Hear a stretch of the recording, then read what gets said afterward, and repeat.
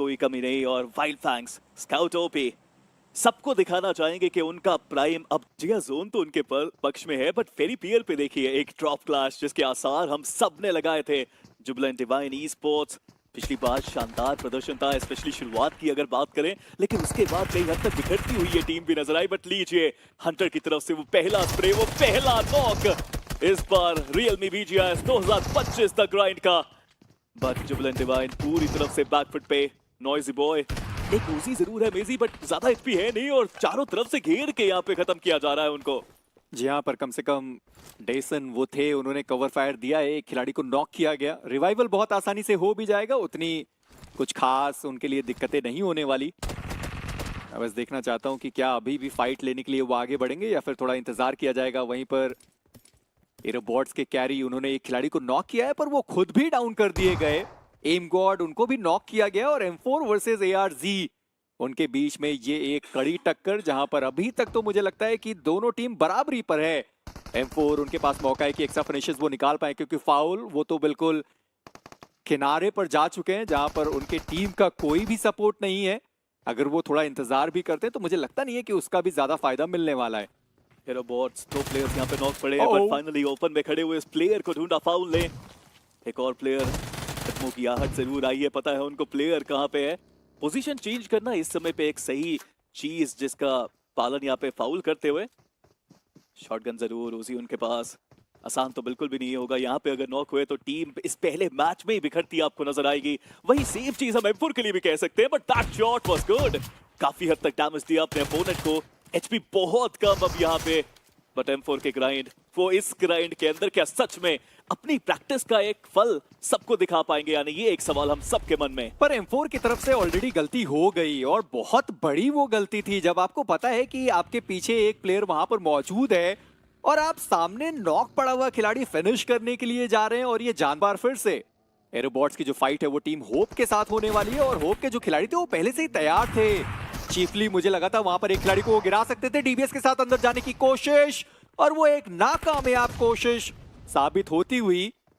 और कल के दिन पे भी हम यही चर्चाएं कर रहे थे कि डीबीएस वर्सेस S12K में ज्यादातर मौका होता है कि S12K जीत जाए, पर एम गॉड ये आपका एम, खैर शायद वो दूसरे खिलाड़ी थे जिन्होंने वो ग्रेनेड दागा था और फाउल वहां पर डाउन किए गए थे। पर होप दिक्कतें अब बहुत ज्यादा होने वाली है, क्योंकि होप के जो खिलाड़ी हैं वो एक समाप्त कर दिए गए और दूसरे ने कमान संभाली है। एम गॉड वहां पर एक बार फिर से डाउन करे गए। मोलोटॉव का अच्छा इस्तेमाल आया तो एक और जो खिलाड़ी एटलीस्ट उनको डैमेज दिया जा सकता है। मोलोटॉव डाल दिया गया, पर लिलिम वो खुद मोलोटॉव के अंदर चले गए। ये तो एक गलत निर्णय उनके लिए, पर युवा एक बार फिर से उन्होंने ग्रेनेड किया और अपने ही खिलाड़ी को उन्होंने एलिमिनेट कर दिया। कुछ अलग ही सिनारियोज यहाँ पे चलते हुए और बाकी प्लेयर्स भी अब यहाँ पे आ चुके हैं। मुश्किलें जरूर बढ़ती आपको नजर आएंगी, बट युवा फाइनली एलमिन को उन्होंने डाउन किया। लिलिम अभी भी जंप करके शॉट देना चाहते हैं, फाइनली कनेक्शन उनको मिला। 1v2 का सिनेरियो बन चुका है, दो तरफा वार है। एक प्लेयर को तो डाउन जरूर किया, बट होप का दूसरा प्लेयर वो बहुत दूर है, आना तो उनको पड़ेगा यहाँ पे। कॉरी, क्या ये नेड उनकी टीम को कैरी करेगा? क्या ये नेड उनकी टीम को आगे लेके जाएगा? बड़ा सवाल। And that nade does it! क्या कमाल का नेड देखने को मिला कॉरी की तरफ से। रिवाइव करेंगे अपने प्लेयर को और उसके बाद जोन वो ज्यादा दूर भी नहीं यहाँ पे। देखिए रिवाइवल का तो मुश्किल है, अब मुश्किल लग तो रहा है, पर शायद उठा। डैमेज कितना पड़ रहा है आपके ऊपर? हाँ, बहुत बड़ी गलती मैं जानता हूँ, मेरी 24 मैचेस है, बट ऐसी शुरुआत की अपेक्षा तो मैंने नहीं करी थी। देखिए टीम एम्पायर उन्होंने 2 फिनिशेस शुरुआती दौर में उठाए, पोजीशंस भी काफी अच्छी बनाई हैं उन्होंने, स्पॉट भी वहां पे करा। वाइल्ड फैंग्स के प्लेयर्स जो उस छोटे से कंपाउंड के अंदर आए और रश भी सीधा कर दिया गया है। ये अग्रेशन देख के अच्छा लग रहा है। पता है आपको कि आइसोलेटेड प्लेयर्स है, बट यहाँ एक एक करके फाइट लेना मुश्किल साबित होगी, बट जी नहीं, स्काउट भी अपना पूरा एक्सपीरियंस झोंकते हुए यहाँ पे पहला उन्होंने नॉक निकाला, लेकिन एक और नॉक की दरकार यहाँ पे जरूर रहेगी। दो तरफा बार हो रहा है स्काउट, वो गाड़ी में बैठ के उनका एक्सपीरियंस बोल रहा है। ये स्काउट ओपी का जलवा है, और इसी के साथ अल्फा 6 के प्लेयर्स, उनको समझ ही नहीं आ रहा कि हो क्या रहा है यहाँ पे। थर्ड पार्टी का शिकार भी होते हुए वो नजर आए, क्योंकि आई फॉर आई वो भी इस वक्त तैयार आपको दिखाई दिए। जॉनी एक बार फिर से वो नॉक किए गए। किडो वो भी डाउन, स्काउट उन्होंने अपने आप को हील किया।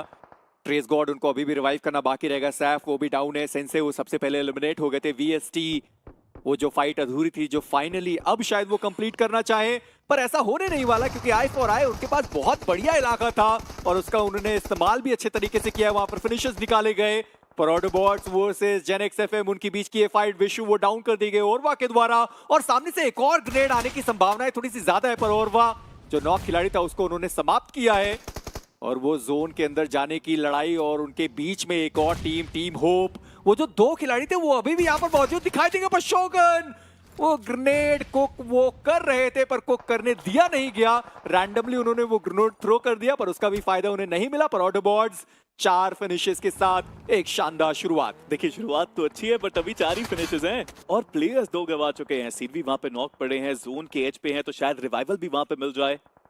वही टीम होप 4 फिनिश। नीचे टीम वाइल्ड फैंग्स तैयार है, ऊपर आई फॉर आई वो तो पहले से ही उनको देख रहे हैं। मुश्किल बहुत है बट निर्णय भी उन्होंने लिए ना फाइट ना करने के। वो थोड़ा पीछे से खेलना चाहते थे, रश नहीं किया उन्होंने एक बार भी। मीनवाइल टीएमजी के फ्रैंकलिन भी खत्म हो गए और टीम कॉस्मिक के अर्ली को भी डाउन किया गया। आई फॉर आई ये अच्छी शुरुआत है, 3 फिनिशेस उनके पास हैं, चारों प्लेयर्स के साथ उनके अंदर पहुंच चुके हैं और गेट की वो सिनेरियो बनाते हुए look at that spray beautiful by demigod. VST की मुश्किलें हर बढ़ते सेकंड के साथ और बढ़ती जा रही हैं। घेराबंदी कर ली गई है, जोन के अंदर पहुंचना बहुत मुश्किल है अब।